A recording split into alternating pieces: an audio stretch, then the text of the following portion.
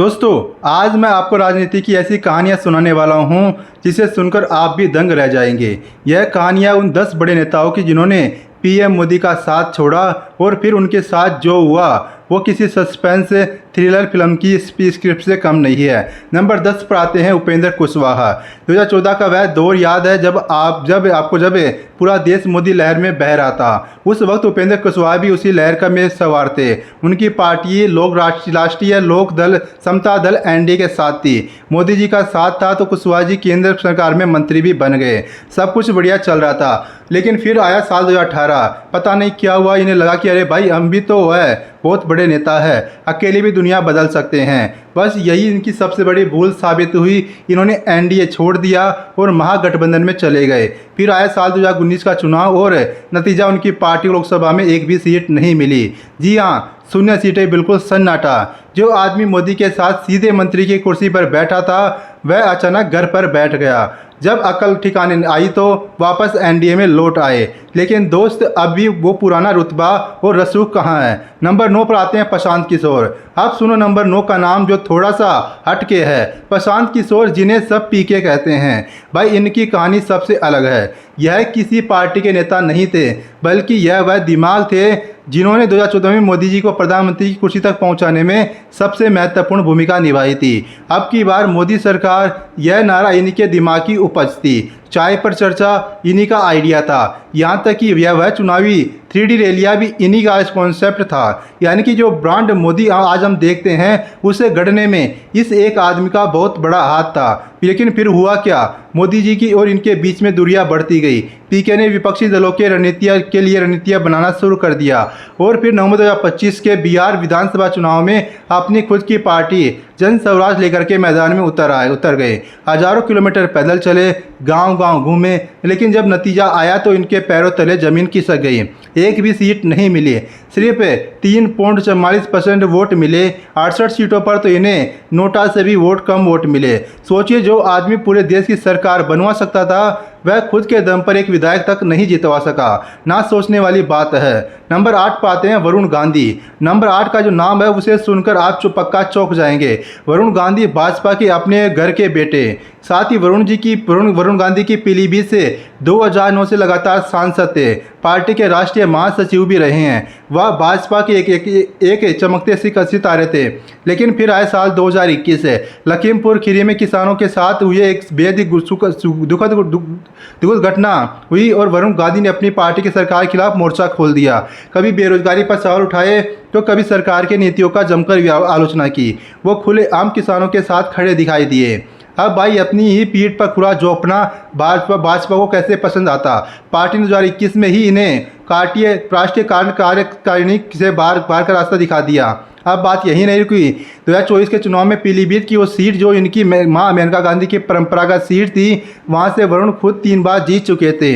वहां से भाजपा ने इनका टिकट ही काट दिया। इनकी जगह कांग्रेस से आए एक दूसरे नेता को टिकट दे दिया और वरुण गांधी बस देखते रह गए। अभी हाल ही में 2026 में जब मोदी जी से मिलने पहुंचे तो अब अखबारों की सुर्खियां थी कि वापसी की कोशिश है, यानी कि अब माफी का दौर चल रहा है। लेकिन खुद से पूछिए, क्या वह पुराना रुतबा अब कभी वापस आ पाएगा। नंबर 7 पर आते हैं यशवंत सिन्हा।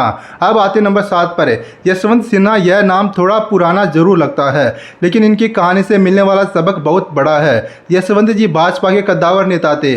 अटल जी की सरकार में देश के वित्त मंत्री रहे। पार्टी में उनका बड़ा सम्मान था। लेकिन जब राजनीति में मोदी युग की शुरुआत हुई तो इन्हें लगा कि उन्हें अब तवज्जो और भाव नहीं मिल रहा।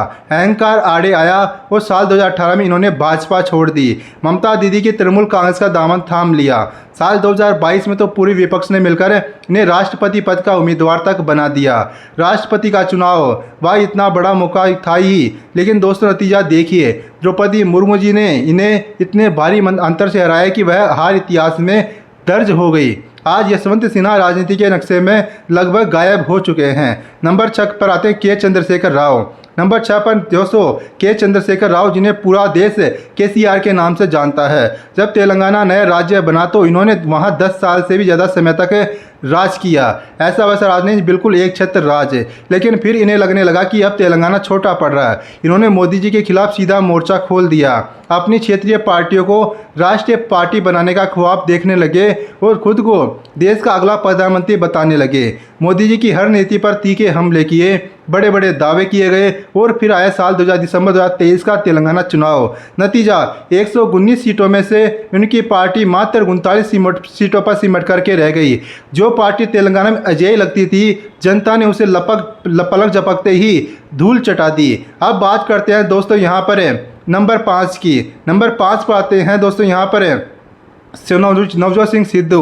दोस्तों क्रिकेटर हो नवजोत सिंह सिद्धू कि मजाक किया कमेंट हो, एक ज़माने में भाजपा के अमृतसर से दमदार सांसद है। मोदी जी के साथ इनके रिश्ते ठीक ठाक थे, लेकिन साल 2017 में इन्होंने भाजपा को ठोको ताली बोला, कांग्रेस में आ गए।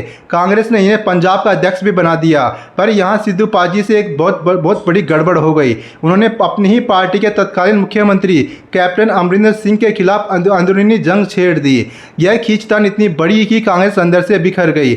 नतीजा यह हुआ कि साल 2022 के पंजाब चुनाव में कांग्रेस बुरी तरह से चुनाव हार गई। किस्मत का खेल देखिए, उसी दौरान सड़क हादसे के एक बहुत पुराने मामले में सुप्रीम कोर्ट ने उन्हें कड़ी सजा सुना दी और सिद्धू पाजी को 1 साल के लिए जेल जाना पड़ा।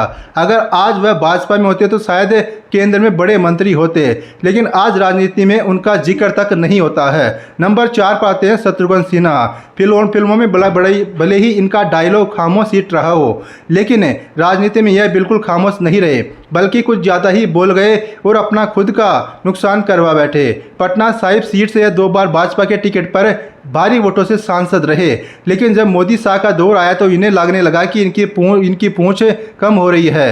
तो फिर क्या था, साल 2019 चुनाव से ठीक 1 महीने पहले इन्होंने बगावत करके कांग्रेस में चले गए। कांग्रेस ने इन्हें उसी पटना साहिब सीट से लड़ाया, जहां से यह 2 बार चुनाव जीत चुके थे, लेकिन सामने थे भाजपा के रविशंकर प्रसाद। नतीजा जानना चाहते हो, शत्रुघ्न सिन्हा पूरे 2,84,000 वोटों के अंतर से चुनाव हार गए।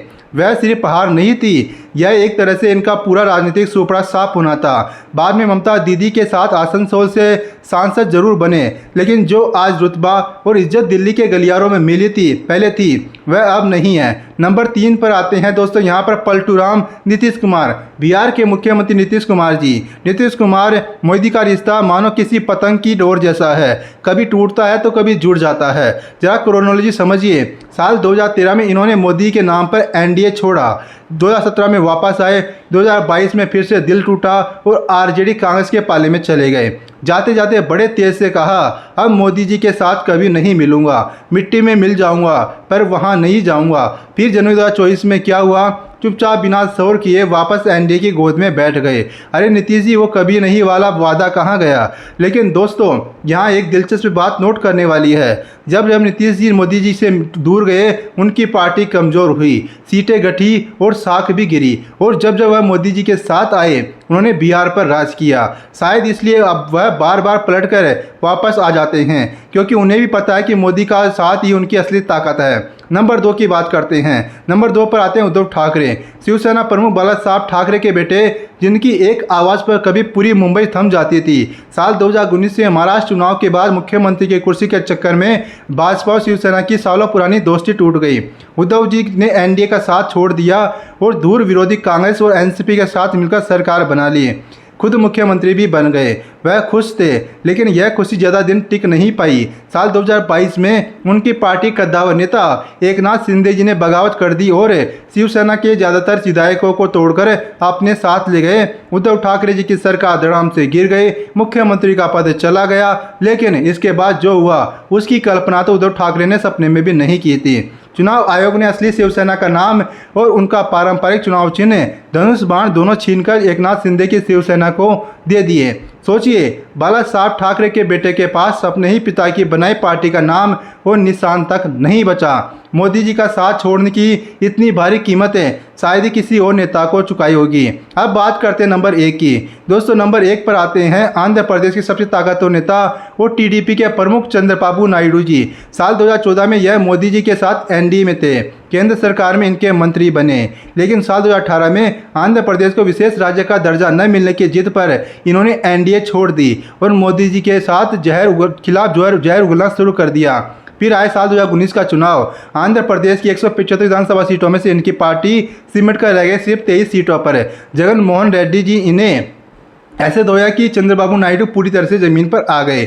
ऊपर से उन पर भ्रष्टाचार के केस दर्ज हुए, उन्हें पूरे 52 दिन जेल में रहना पड़ा। जो नेता कभी आंध्र प्रदेश का भाग्य विधाता माना जा रहा था, वह जेल में फूट फूट करके रो रहा था, पूरी तरह से सिमट चुका था। लेकिन अब आता है कहानी का सबसे बड़ा टर्निंग पॉइंट।